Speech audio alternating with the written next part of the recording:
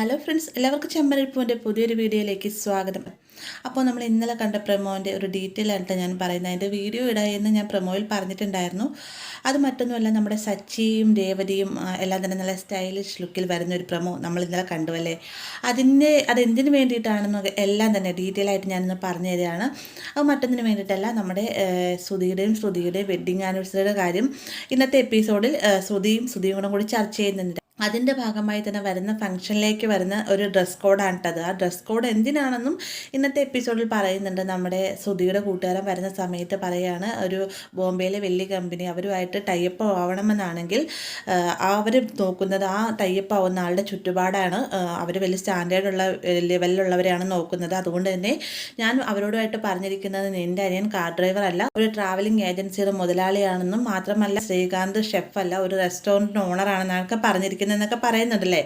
അപ്പോൾ അത് മുഖേന തന്നെ നമ്മുടെ ശ്രുതിയും കൂടിയിട്ട് ഇപ്പോൾ ഇങ്ങനെ ഒരു പാർട്ടി നമുക്ക് ശരിക്കും സംഘടിപ്പിക്കാവുന്ന കാര്യമുള്ളൂ. അതായത് നാളെ നമ്മുടെ വെഡ്ഡിങ് ആനിവേഴ്സറിയാണ്. പക്ഷേ ഈ ശ്രീകാന്തിനെയും സച്ചിനെയും എങ്ങനെ നമ്മൾ കൺവിൻസ് ചെയ്ത് കള്ളം പറയിപ്പിക്കും എന്നൊരു ടെൻഷനിൽ നിൽക്കുന്ന സമയത്ത് ശ്രുതിയായി തന്നെ ഒരു ഉപായം ശ്രുതിക്കായിട്ട് പറഞ്ഞു കൊടുക്കുന്നുണ്ട്.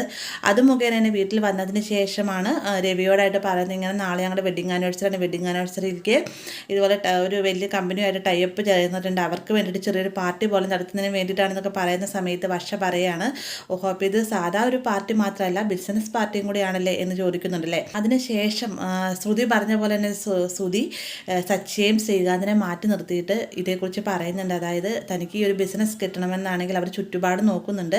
അതുകൊണ്ട് തന്നെ അവർ വരുന്ന സമയത്ത് നിങ്ങൾ നീ വെറും കാർ ഡ്രൈവർ അല്ല, ഒരു ട്രാവൽ ഏജൻസിയുടെ ഓണറാണെന്നും ശ്രീകാന്തെ നിനക്ക് റെസ്റ്റോറൻ്റ് ഉണ്ടെന്നൊക്കെ പറയണമെന്നൊക്കെ പറയുമ്പോൾ ആദ്യം ശ്രീകാന്ത് സച്ചി സമ്മതിക്കുന്നില്ല കേട്ടോ. എന്നാൽ നമ്മുടെ ശ്രുതിയുടെ അവസ്ഥയെക്കുറിച്ച് ഓർത്തുകൊണ്ട് എന്തൊക്കെ വന്നാലും അവരെ ചേട്ടനാണല്ലോ ശ്രുതി, അതുകൊണ്ട് ശ്രുതിനെ സപ്പോർട്ട് ചെയ്യാമെന്ന് തന്നെ സച്ചി ശ്രീകാന്തും സമ്മതിക്കുന്നുണ്ട്. ഇതേ സമയം തന്നെ ശ്രുതിയും രേവതിനെയും അതുപോലെ തന്നെ വർഷയും കണ്ടതിന് ശേഷം ഇതേക്കുറിച്ച് ചർച്ച ചെയ്യുന്നുണ്ട്. ഇങ്ങനെ ട്രാവലർ ഏജൻസിയുടെ മുതലാളിയുടെ ഭാര്യയാണ് രേവതി എന്നും റെസ്റ്റോറൻറ്റ് ഓണറിൻ്റെ ഭാര്യയാണ് വർഷയെന്നൊക്കെ പറയണമെന്നൊക്കെ പറയുമ്പോഴത്തേക്കും രേവതി സമ്മതിക്കുന്നില്ല. ആ ഒരു സമയം തന്നെയാണ് ശ്രുതിയുടെ ഫോണിലേക്ക് ശ്രുതി വിളിച്ചിട്ട് പറയുന്നുണ്ട്, സച്ചിയും ശ്രീകാന്ത് സമ്മതിച്ചു എന്ന് ശ്രുതി വളരെയധികം സന്തോഷത്തോടെ ചോദിക്കുന്നുണ്ട്. അപ്പോൾ ഇത് കേൾക്കുമ്പോഴത്തേക്കും രേവതി വർഷയോട് പറയുന്നുണ്ട്, എന്താ സച്ചിയായിട്ട് സമ്മതിച്ചു, അങ്ങനെ വരാൻ സാധ്യതയില്ലല്ലോ എന്നൊക്കെ ഇങ്ങനെ പറയുന്നുണ്ട്.